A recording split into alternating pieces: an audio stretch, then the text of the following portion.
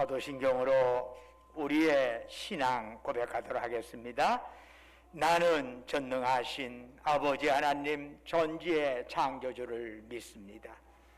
나는 그의 유일하신 아들 우리 주 예수 그리스도를 믿습니다.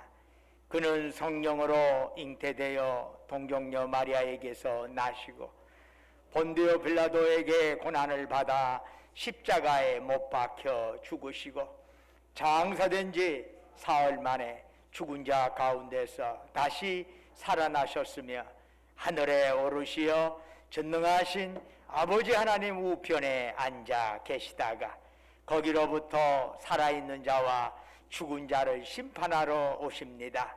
나는 성령을 믿으며 거룩한 공교회와 성도의 교제와 죄를 용서받는 것과 몸의 부활과 영생을 믿습니다. 아멘.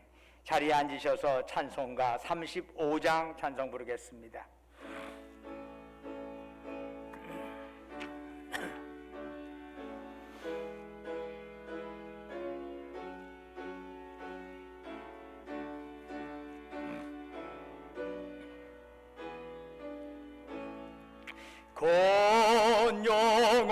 권영하로신 주 이곳에 오셔서 이 모인 자들로 저 백성 삼으소 그 중에 항상 계시고 그 중에 항상 계시고 큰 영광 나타내소서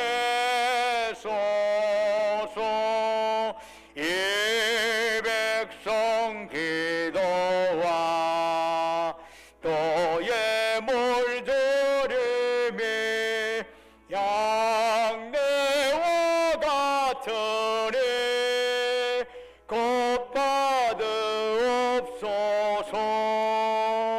주 예수 크신 복음을 주 예수 크신 복음을 만 백성 듣게 하소서 또 우리 자손들 다 주를 기리고 저성전돌같이 기나게 하소서 주 구원하신 능력을 주 구원하신 능력을 늘 끝날까지 주소서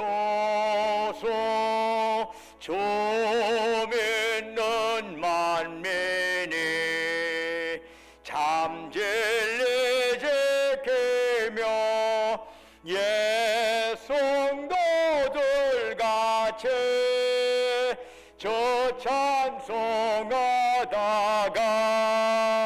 저 천국 보좌 앞에서 저 천국 보좌 앞에서 늘 찬송하게 하소서.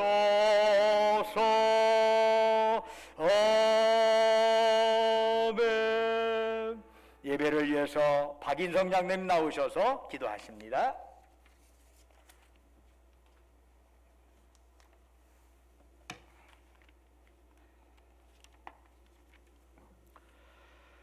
사랑과 은혜로 늘 우리를 지키고 돌보시는 하나님 아버지, 오늘도 이렇게 귀한 날 허락하시고 우리의 마음과 정성을 모아 아버지 앞에 기뻐하시는 찬양과 경배를 드리게 하시니 감사합니다. 지난 한 주 동안 세상에 나아가 살다가 오늘 주일을 맞아 주님 전으로 다시 모일 수 있도록 인도하신 하나님 아버지께 감사와 찬송과 영광을 돌립니다. 지난 주 동안 저희들의 삶을 돌아볼 때 나태와 게으름 또한 안일과 평안만 추구하면서 태만하게 살아왔음을 고백합니다. 이 시간 두렵고 떨리는 마음으로 회개하오니 저희들의 죄를 용서하여 주시고 십자가만이 저희의 보람이요 능력이 되게 하여 주시옵소서. 하나님 아버지를 더욱더 열심히 섬기겠노라고 다짐했던 약속들이 얼마나 지켜지고 있는지 이 시간을 통해 내 자신을 뒤돌아볼 수 있게 하여 주시옵소서. 하나님 아버지의 놀라운 십자가 사랑과 구속하신 은혜를 경험했음에도 불구하고 아직도 저희들은 옛사람의 구습을 따라 이 세상을 쫓아 살려고 하는 욕구들이 완전히 사라지지 않고 있습니다. 예수 그리스도 안에서 이전 것은 지나가게 하시고 우리는 새로운 피조물로 세워주셨으니 주님의 부르심에 합당한 생활을 할 수 있도록 새 마음과 새 영을 충만히 부어주시옵소서. 육신의 생각은 사망이요 영의 생각은 생명과 평안이라고 하신 말씀을 기억합니다. 저희가 늘 하나님 아버지께 붙어있게 영적인 생각을 할 수 있도록 도와주시옵소서. 매일매일 주어진 우리의 삶 속에서 모든 일에 절제를 하고 인내하면서 세상의 오락이나 쾌락에만 빠지지 않게 하시고 우리 모두가 경건한 마음을 갖도록 인도하여 주시옵소서. 사랑하는 하나님 아버지, 특별히 신광교회를 사랑하셔서 이곳에 단을 세워주시고 귀한 사역들을 감당케 하시니 감사합니다. 기도가 살아있는 교회, 찬양이 살아 숨쉬는 교회, 예배가 역동적이고 성령님께서 함께 하시는 교회 되게 하여 주시옵소서. 내가 죽고 깨어져서 내 안에 생수가 흘러나오게 하여 주시고 교회의 머리이신 예수님과 동행하며 연합하여 하나 되도록 하시어 내가 바로 신광교회 되게 하여 주시옵소서. 지난 2년 동안 코로나19로 인하여 이 땅의 교회와 성도들이 많은 곤란을 겪어왔지만 지금도 앞을 알 수 없는 변형 바이러스로 인한 위협의 상황들이 계속되고 있고 여러 어려움들이 우리의 삶에 찾아오고 있습니다. 사랑하는 가족들을 잃었고 직장을 잃었으며 성도 간의 교제를 잃었습니다. 어렵고 힘든 시절을 지나가지만 여전히 우리의 힘이 되시는 하나님의 능력이 등불이 되고 빛이 되어 주셔서 능히 이 모든 역경을 이기게 하여 주시옵소서. 하나님 아버지, 이 시간 우리의 마음과 정성을 모두 주님께 드립니다. 모든 것을 비운 깨끗한 마음으로 은혜 받기를 원합니다. 말씀을 통하여서 우리의 그릇된 생각을 고쳐주시고 잘못된 인격을 바로잡아 주시며 지나치게 교만했던 우리들의 마음을 겸손한 마음으로 바꾸어 주시고 우리들이 살아가는 삶의 전체가 진실한 예배가 될 수 있도록 인도하여 주시옵소서. 목사님께서 말씀을 전하실 때 십자가의 눈물로 말씀하시는 하나님의 아버지의 음성을 듣는 저희들 되게 하여 주시고 말씀의 뜻을 깨우쳐 주셔서 아멘으로 화답하며 하나님 아버지의 그 크신 십자가 사랑 속에 깊이 빠져드는 은혜의 시간이 되게 하여 주시옵소서. 예배를 위해 찬양으로, 차량 봉사로, 안내로, 또한 보이지 않는 여러 곳에서 섬기는 손길 위에 하나님 아버지께서 함께하여 주시옵소서. 오직 믿음 안에서 주님의 은혜가 가득하여 주님을 기쁘게 하는 거룩한 시간이 되길 바라며 하나님께서 홀로 영광 받으시옵소서. 죽음에서 부활하사 오늘도 우리 가운데 살아계신 예수 그리스도의 이름으로 기도합니다. 아멘.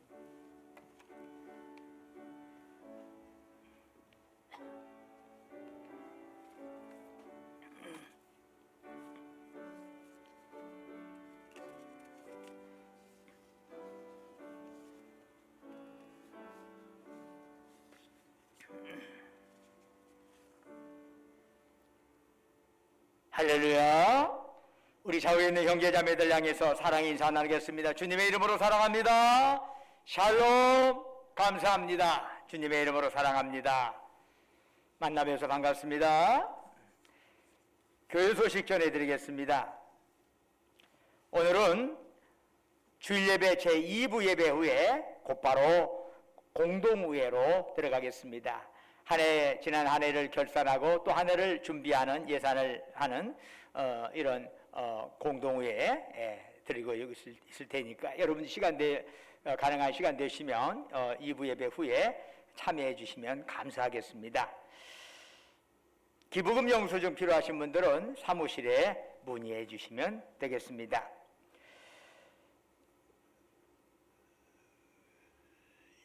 이번 주에 전북노회 주보에는 빠졌는데 전북노회 화요일 날에 전북노회 임시노회가 화요일에 전주 평화동 교회당에서 개최가 됩니다.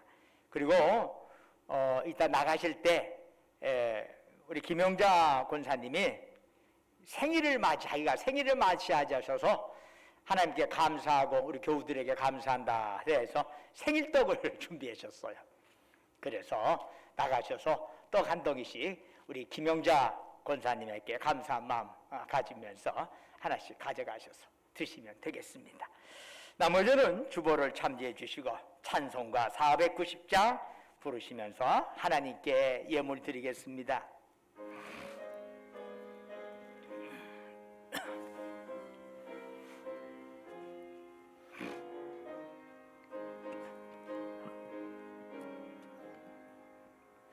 주여 지난밤 내 꿈에 배었으니 가끔 외로워 주옵소서.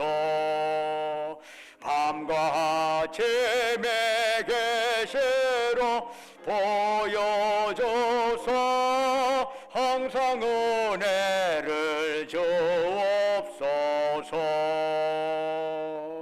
나의 놀라운 꽃 정녕 남에게는 장착한 은혜 받을 편이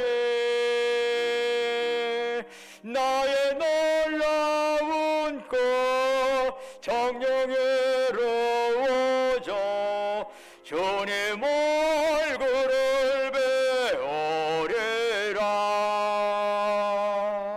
좀 괴롭고 아파서 낙심될 때 내게 소망을 주셨으며 내가 영광의 주님을 바라보니 앞길 환하게 보이도다. 나의 놀라운 꽃 정녕 남에게는 장착한 은혜 받을 편이 나의 놀라운 꽃 정녕 이루어져 주님 얼굴을 배우리라. 세상 풍조는 나날이 변하여도 나는 내 믿음 지키리니.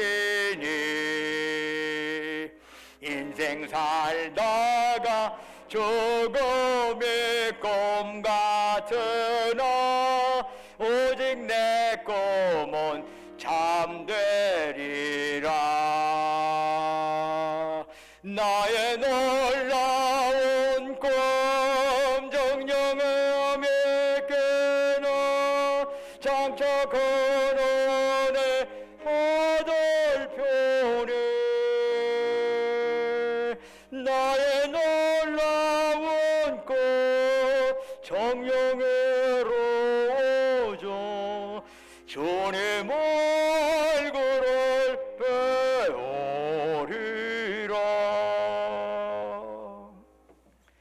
은혜와 사랑이 충만하신 아버지 하나님,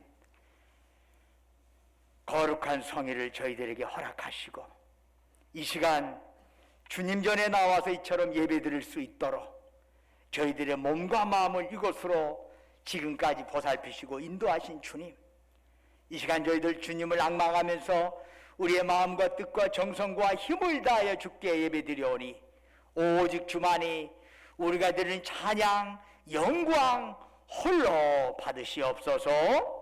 아버지 하나님, 참으로 주님 앞에 드린 이 예배의 시간이 주님과의 깊은 만남의 시간이 되기를 원합니다.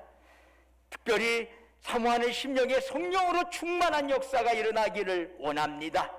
그리하여 이러한 예배를 통해서 우리 영역이 강건해지게 하옵시고 이러한 예배를 통해서 우리 얽히고 설킨 문제가 해결받는 이 자리가 되게 하여 주옵소서. 지난 한 주간도 주님의 은혜 안에 살게 하시고 오늘 거룩한 성일 맞이하여 주 앞에 나올 때 우리 정성을 담아 소중한 물질 주께 바치게 하심 감사드립니다. 우리 향하신 주님의 사랑 은총 생각하면서 예물 드리오니 주여 받으시고 바치는 심령 후에 큰 복을 내려 주옵소서. 11조로 주께 드립니다. 범사 감사해서 범사 감사한금 드립니다. 우리의 삶의 여정 곳곳에 하나님의 손길 기억하면서 특별 감사한금 드립니다. 매주마다 주님과 약조했던 주정원금 바칩니다. 너희는 땅끝까지 가서 내 증인 되어라. 주의 말씀 가슴에 새기면서 우리가 머물러 갈 수 없지만 보내는 선교사 역할 감당하기 위하여 해외 성경금, 국내 성경금 드리옵니다. 우리 주변의 어려운 이웃들을 생각하면서 긍휼의 마음을 담아 사랑 나눔 헌금 바칩니다. 또한 각자의 처지와 형편에 따라 아버지 하나님께 서원하며 간구하며 주님 앞에 예물 드리오니 그들의 기도의 제목 주여 귀 기울여 주시고 각양 적절한 때에 가장 적절한 방법으로 응답하여 주시기를 간절히 바라고 원합니다. 아버지 하나님, 특별히 우리 전주 신강교를 보살피시고 여러 가지로 세속주의가 온 세상에 만연되어 있는 이 시대에 빛과 소금의 역할을 제대로 감당할 수 있는 주님의 몸된 교회가 되기를 원합니다. 이를 위하여 우리 전주 신강교회 교우들이 말씀의 뿌리를 내리고 말씀을 실천하면서 살아가는 주의 백성들이 다 되게 하여 주옵소서. 아버지 하나님, 특별히 우리 교회 지금까지 사랑해 주신 것 감사하면서 앞으로 더욱더 우리 신광교회 교우들이 있는 그 자리가 항상 은혜의 자리가 되게 하시고 복의 자리가 되게 하옵소서. 주님 앞에 또한 우리 교회를 위해서 시설헌금하는 자에게도 하늘의 복으로 가득 채워 주옵소서. 그 앞에 꽃으로, 목소리로, 몸으로, 성미로 여러 형태로 이름도 없이 빛도 없이 헌신하고 헌물하는 그들 기억하여 주시고 그들의 헌신 받으시고 하늘 상급으로 가득 채워 주옵소서. 아버지 하나님, 원컨대 이 예물 쓰이는 곳곳마다 복음의 역사만 크게 드러나게 하옵소서. 아버지 하나님, 바라옵건대 우리가 이 땅에 살아가는 동안에 물질이 없어 어려움 당하지 않게 하시고 행여 물질로 인하여 교만하지도 않게 하시고 주신 물질, 주신 생명, 건강, 은사, 시간 가지고 하나님께서 우리 영혼 오라 부르시는 그날까지 이 땅에 살아있는 동안에 죽도록 하나님께 충성하며 이웃을 섬기며 나누며 살아가게 하옵소서. 우리 주 예수 그리스도의 이름으로 간절히 기도드립니다. 아멘. 이 아침 주시는 하나님의 말씀은 출애굽기 19장 1절에서 6절까지의 말씀이 되겠습니다. 구약성경 110쪽입니다. 출애굽기 19장 1절에서 6절까지 저와 여러분이 한 절씩 교독하도록 하겠습니다. 이스라엘 자손이 애굽 땅을 떠난 지 3개월이 되던 날 그들이 시내 광야에 이르니라. 그들이 르비딤을 떠나 시내 광야에 이르러 그 광야에 장막을 치되 이스라엘이 거기 산 앞에 장막을 치니라. 모세가 하나님 앞에 올라가니 여호와께서 산에서 그를 불러 말씀하시되 너는 이같이 야곱의 집에 말하고 이스라엘 자손들에게 말하라. 내가 애굽 사람에게 어떻게 행하였음과 내가 어떻게 독수리 날개로 너희를 업어 내게로 인도하였음을 너희가 보았느니라. 세계가 다 내게 속하였나니 너희가 내 말을 잘 듣고 내 언약을 지키면 너희는 모든 민족 중에서 내 소유가 되겠고 너희가 내게 대하여 제사장 나라가 되며 거룩한 백성이 되리라. 너는 이 말을 이스라엘 자손에게 전할지니라. 아멘. 오늘 예배에 참여한 여러분 모두에게 하나님의 놀라운 위로와 평강이 함께 하시기를 주님의 이름으로 축원합니다. 심리학자들의 말에 의하면은 불확실한 시대를 살아가는 오늘 현대인들이 사람답게 살기 위해서는 정신적으로 필요한 것이 세 가지가 있다고 합니다. 하나는 의미, 다른 하나는 안전감, 셋째는 소속감이랍니다. 전체 우리 삶에 의미가 있어야 한다는 것입니다.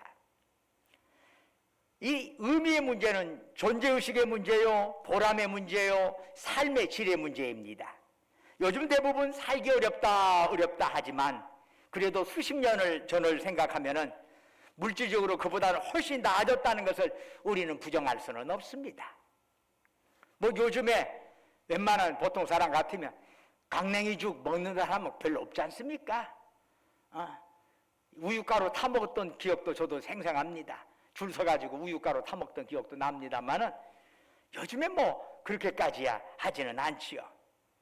그보다는 물질적으로 나아지기는 했지만 그러나 우리는 그 옛날만큼 행복하지는 못합니다. 행복지수가 우리나라는 바닥을 헤맵니다. 모두가 죽고 싶다고 합니다. 왜 그럴까요? 삶의 의미를 잃어버렸기 때문입니다. 보람을 잃어버렸어요. 내가 정말 살아야 하나? 내가 살아야 할 이유가 뭐지? 여러분, 애들이 조금 크기 시작하면 어거지를 쓰고 울 때가 있습니다. 일부러 사고를 내기도 합니다. 왜 그럴까요?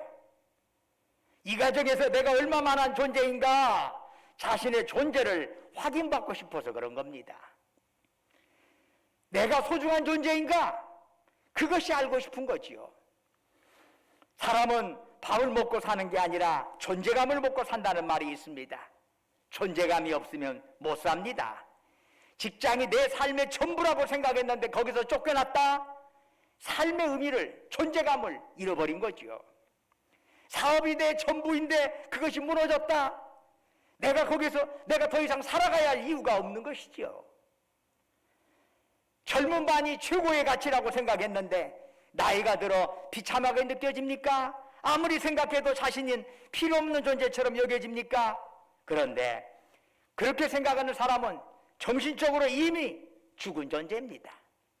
삶의 재미가 없습니다. 숨을 쉬고는 있지만 살아도 산 것이 아니랍니다. 그러면 어떻게 해야 어떤 조건이나 어떤 상황에서도 삶의 의미를 놓치지 않을 수 있을까요? 내 일자리나 나이, 부와 권력에 상관없이 어떻게 존재의 의미를 찾을 수 있을까요? 단적으로 말해서 십자가 안에서 자기 존재의 의미를 발견하는 것입니다. 온 세상 사람이 다 나를 버려도 상관없습니다. 하나님이 이 세상을 이처럼 사랑하사 나를 위하여 독생자를 주셨고 그분이 나를 위하여 십자가에 죽으셨습니다. 그의 죽으심 속에 나를 향한 사랑이 있고 나의 삶의 의미가 있고 내 삶의 가치가 있는 것입니다. 사도 바울은 로마서 14장 15절에서 이렇게 말씀합니다. 그리스도께서 대신하여 죽으신 형제를 네 음식으로 망하게 하지 말라. 그리스도께서 누구를 위하여 죽으셨다고요? 나를 위하여 죽으셨습니다. 이웃을 위하여 죽으셨습니다. 그리스도께서 위하여 죽으셨다고 하는 거기에는 그리스도께서 죽으실 만한 가치가 있는 것입니다. 바로 거기에 나의 삶의 의미가 있죠. 이것을 깨닫고 이것을 확인하며 살아가는 것, 바로 그것이 예수님을 제대로 믿는 것입니다. 우리 삶의 둘째로 필요한 것은 안전감입니다. 누구나 불안을 싫어합니다. 위험을 싫어합니다. 사람은 의식주의상으로 정신적인 안정을 필요로 합니다. 사람들이 왜 술에 빠지고 도박을 하고 쾌락을 찾아다니나요? 마음의 안정을 얻지 못해서 그렇습니다. 근심과 걱정, 불안으로부터 벗어나는 길을 모르기 때문입니다. 그래서 온갖 수단을 동원하지만 점점 더 무서운 함정으로 빠지게 되는 것이죠. 마음의 평안이 없습니다. 마음의 평안을 찾아 술을 마신다고 해도 그 술이 깰 때면 더 비참해집니다. 우리가 평안을 찾아다니지만 그 모든 노력이 다 부질없습니다. 그러면 참된 안정은 어디에 있는 것일까요? 내가 하나님을 발견할 때까지, 하나님이 나와 함께 하심을 발견할 때까지, 그리스도의 사랑 안에 있는 내 존재를 발견할 때까지 절대로 참된 평안은 없습니다. 오직 주님 안에서 우리 자신을 온전히 맡길 때만이, 그리고 내가 주님 품 안에 있다는 사실을 깨달을 때만이 진정한 평안이 우리에게 있는 것입니다. 우리 삶에 필요한 것 셋째는 소속감입니다. 우리 인생은 사회적 존재입니다. 우리의 인격 역시 혼자 만들어지는 것이 아니라 사람들과의 만남 속에서 형성이 됩니다. 그래서 내가 어디 소속이냐라고 하는 것은 우리 삶의 행복을 위해서 아주 중요합니다. 우리를 살아가면서 다양한 소속을 경험하게 되지요. 맨 처음 우리는 태어난 가정이 내 소속이 됩니다. 그러다가 내 소속은 가문이 되고 학교가 되고 직장이 되고 국가가 됩니다. 그 밖에 사회에서 다양한 모임의 일원이 되면서 우리는 소속감을 갖게 됩니다. 그런데 중요한 것은 내가 속한 그곳이 정말 내 삶의 의미를 찾아주고 있는 것이냐라고 하는 것입니다. 내 삶의 의미를 정말 북돋아주고 격려해주는 그런 소속이냐라고 하는 거지요. 때가 되면 사라지고 나를 이용하는 형태로 이용당하다가 말고 그러다가 자칫 깨지고 마는 것이 세상에서의 소속감입니다. 그러나 세상 모임의 소속감에 집착하는 것, 그러다 보니까 이런 것들도 참 부질없는 짓이죠. 사람이라는 게 집착하다 보면 더욱더 거기에 허기지게 되고, 그러다 보면서 소속은 소속인데 이상한 소속이 되고 자유함을 누리지 못하고 결국에는 노예 생활을 되는 경우가, 노예화 되어가는 경우가 참 많이 있습니다. 오직 내가 하나님의 소유가 되는 것, 하나님의 가족이 되는 것, 그것 외에 참되고 영원한 소속은 없습니다. 우리는 애시당초 세상에 태어날 때부터 하나님의 은혜 안에 있었고 그분의 돌보심 속에서 살았습니다. 우리는 세상의 그 어떤 모임의 소유가 아니라 하나님의 소유입니다. 그분의 은혜에 소속되어 있는 것입니다. 그래서 내 소속은 하나님이다 라는 것을 분명히 하는 순간 우리는 이 세상에서 흔들림 없는 소속감을 가지고 살아가게 되는 것입니다. 하나님께서는 애굽에서 430년 동안 노예 생활을 하던 이스라엘 백성들, 완전히 노예 근성으로 쩔어버린 그 백성을 구원해 내셨습니다. 큰 이적으로 애굽에서 나오게 하시고 홍해를 건너 광야로 옮겨 놓으셨습니다. 그리고 가나안 땅에 들어가기 전에 광야에서 그들을 훈련시키게 됩니다. 몸은 출애굽을 했지만 그 마음은 아직도 노예 근성에 쩔어 있어요. 그래서 그 노예 근성 가지고는 가나안 땅에서 온전한 삶을 살아갈 수가 없어요. 이 노예 근성부터 바꿔야 해요. 하나님 때문에 출애굽을 했지만은 마음은 여전히 애굽에 있는 거예요. 이걸 바꿔야 해요. 여기에서 필요한 것이 훈련이에요. 이를 위해서 하나님께서는 먼저 시내산에서 이스라엘 백성이 어떻게 살아가야 하는가, 그 인생 지침서를 제시합니다. 그것이 뭡니까? 우리 말 성경에서는 율법이라고 번역된, 히브리어에서는 토라라고 하는 것이죠. 토라. 이제 그 인생 지침서를 가지고 하나님께서는 앞으로 이스라엘 백성이 살아야 할 가나안 땅 생활에 대해서 새롭게 적응 훈련을 광야에서 시키신 겁니다. 그런데 여러분, 말씀 들었다고, 말씀 받았다고 곧장 그 말씀대로 살아가는 거 아니랍니다. 말씀이 내 삶에 구체화되고 내 삶의 일부가 되려면 구체적인 경험이 필요합니다. 그리고 반복적인 훈련이 필요합니다. 그래서 하나님께서는 이스라엘 백성을 인도하시고 많은 사건에 부딪히게 하십니다. 여러분, 우리가 자녀 교육을 어떻게 합니까? 때로는 아이들을 설득하고 이런저런 충고를 하지만 그게 제대로 통합니까? 그래서 어느 결정적인 순간에 가서는 야, 일단 믿고 좀 따라와라, 내 말 좀 들어라, 이러지요. 그러면서 또 나가면서 이런 말을 합니다. 언젠가는 너도 알게 될 거다. 네가 내 나이 되면 알 거야. 네가 어머니 되고 아버지가 되면 내가 지금 무슨 말하고 있는지 잘 알 거야. 그러면서 가르치는 건 아닙니까? 이와 같이 하나님께서는 우리를 인도하시고 훈련하십니다. 출애굽기 19장 4절에서 하나님은 말씀하시네요. 내가 어떻게 독수리 날개로 너희를 업어 내게로 인도하였음을 너희가 보았느니라. 여기서 하나님께서는 독수리의 비유를 통해서 당신이 이스라엘 백성을 인도하신 것을 묘사하고 있습니다. 그런데 후에 모세가 자신의 임종이 다가왔음을 깨닫고 마지막으로 이스라엘 백성을 향하여 이른바 모세의 노래라고 하는 것을 불렀는데, 그 중에 신명기 32장 10절 이하에서 모세는 다시 한번 이 독수리 비유를 사용하고 있습니다. 그 내용은 이런 거지요. 여호와께서 그를 황무지에서 짐승이 부르짖는 광야에서 만나시고 호위하시며 보호하시며 자기 눈동자같이 지키셨도다. 마치 독수리가 자기의 보금자를 어지럽게 하며 자기의 새끼 위에 너풀거리며 그의 날개를 펴서 새끼를 받으며 그의 날개 위에 그것을 엎는 것 같이 여호와께서 홀로 그를 인도하셨고 그와 함께한 다른 신이 없었도다. 여러분, 독수리는 새 중의 왕입니다. 힘이 세고 위험이 있고 자유롭습니다.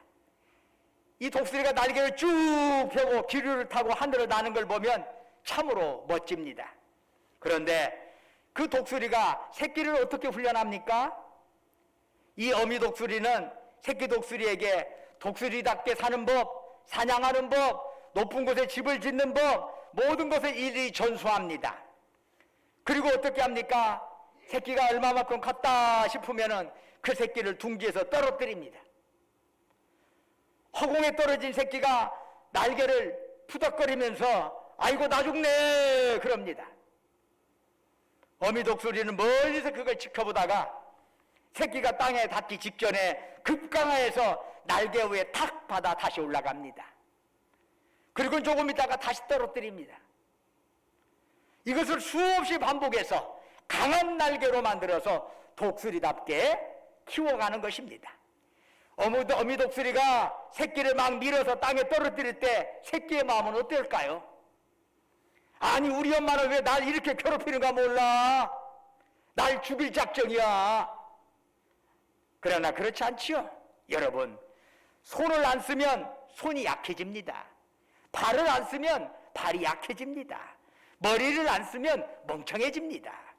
결국 힘이라는 것은 이러한 반복적이고 고통스러운 훈련을 경험하면서 얻어지는 겁니다.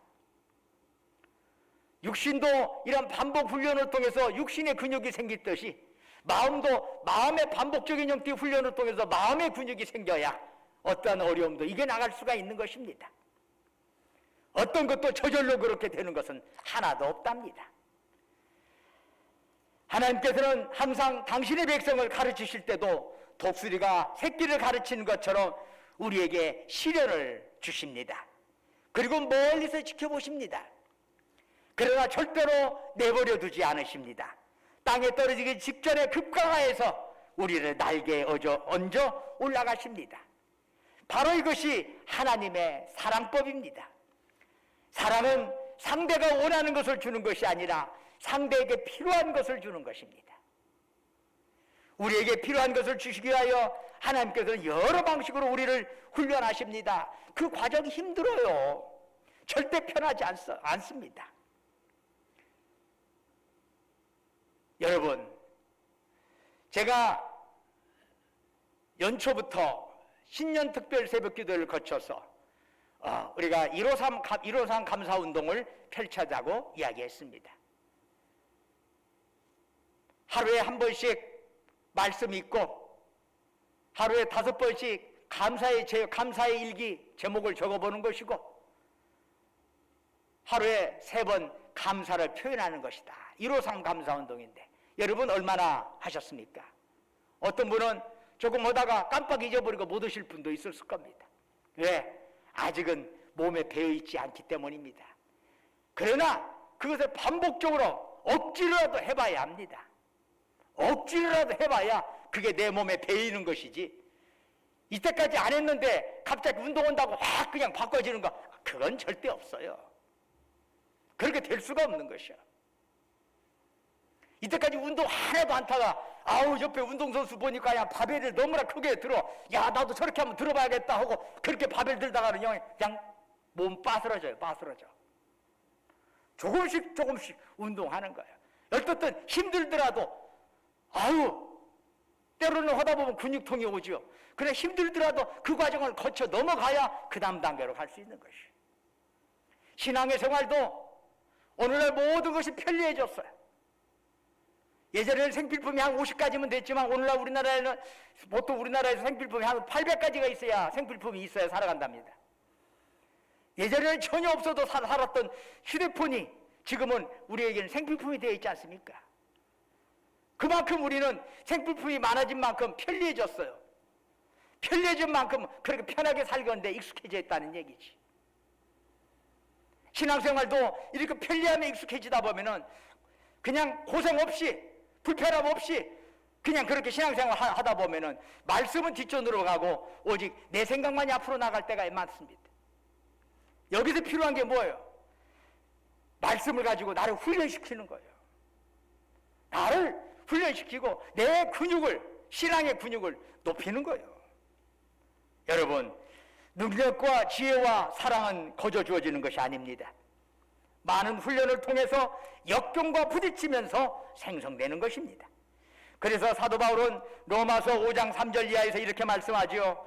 우리가 환난 중에도 즐거워하나니 이는 환난을 인내는 연단은 소망을 이루는 줄 알미로다 말씀합니다.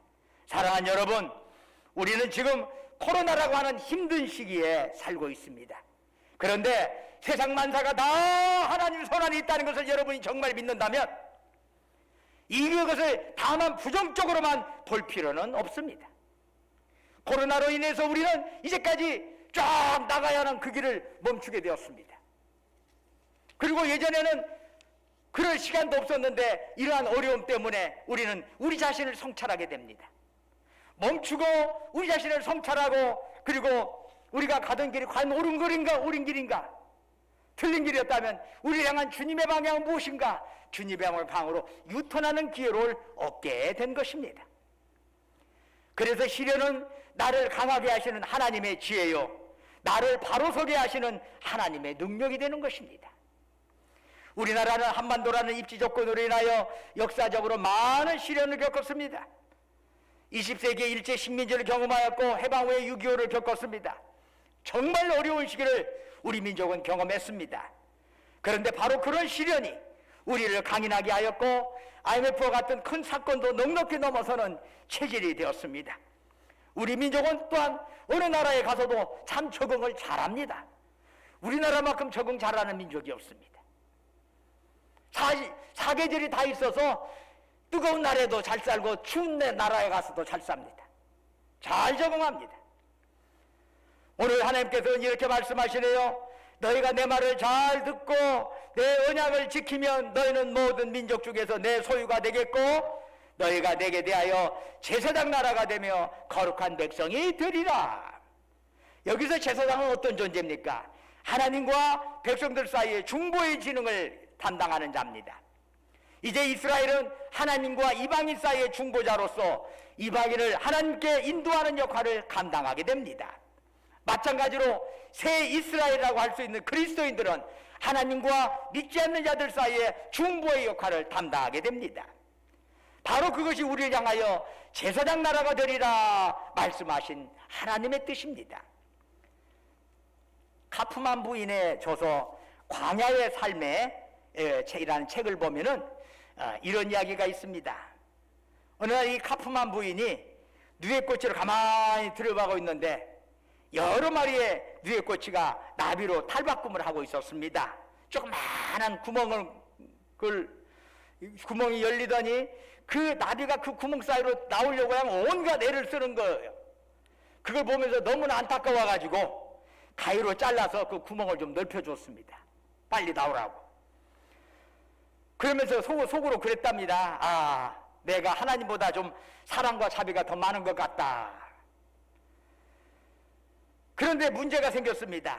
그렇게 쉽게 구멍을 빠져나온 나비는 공중으로 몇 번 솟아오르려고 시도하다가 결국 오르지 못하고 땅바닥에만 빙빙 맴돌았습니다. 날아갈 힘이 없는 거예요. 사실 그 좁은 구멍으로 나오려고 몸부림을 치는 동안에 비로소 그 영향이 온 날개로 뻗쳐가게 된답니다. 날개가 나올 때 심하게 마찰이 되면서 날아오를 만큼 강건해지게 되는 것이지요. 그것을 모르고 도와주다가 오히려 망치꼴이 된 겁니다. 때때로 우리가 어려움 당할 때마다 어째 이런 일이 답답할 때가 있습니다. 그러나 믿으십시오. 바로 그 속에 하나님의 사랑이 있고 하나님의 지혜가 있고 나를 향한 하나님의 능력이 있다는 것을 기억하시기를 바랍니다. 하나님께서는 한국교회를 새롭게 하여 세상 나라를 만드실 겁니다.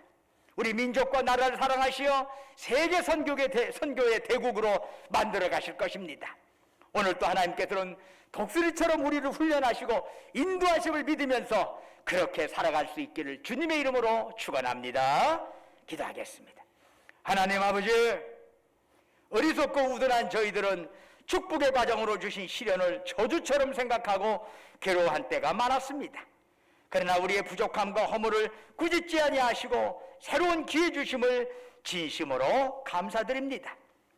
2022년 새해엔 주께서 베푸신 긍휼과 사랑을 신뢰하고 말씀을 행함으로써 우리나라가 제사장 나라가 되게 하여 주시옵소서.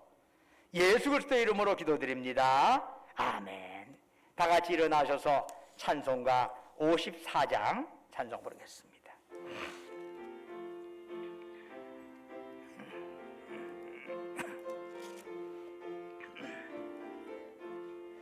주여 복을 고니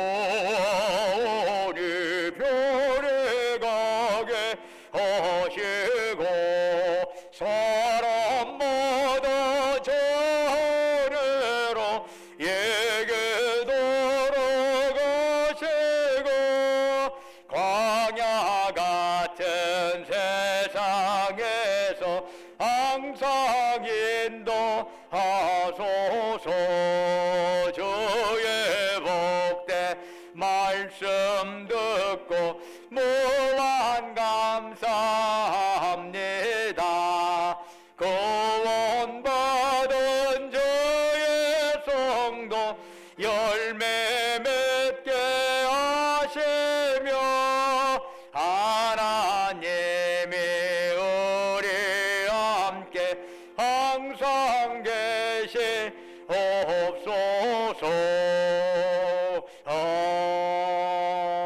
아멘.